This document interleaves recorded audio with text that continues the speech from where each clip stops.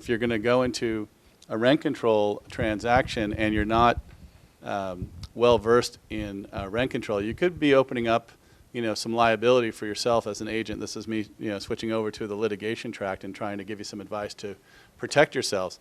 You might get far along in the transaction and you might see that commission hanging out in the distance, and the gentleman out there says, well, the tenants aren't going to sign it. What if it's a disaster, right? Because, well, it's a disaster if the owner buys under those circumstances, but you as the agent might be thinking, this is a disaster, I put 5 months into this, the tenants aren't signing, now what? Well, I think you have to, kind of swallow hard and see if you can work out the situation, get an acceptable estoppel, or for your client, get a disclosure specifically to the owner and say, hey, look, I'm telling you, we asked for the estoppels, the tenants are not signing them. If you want to go forward with this transaction, that is your business judgment, your decision based on this knowledge. But I told you that.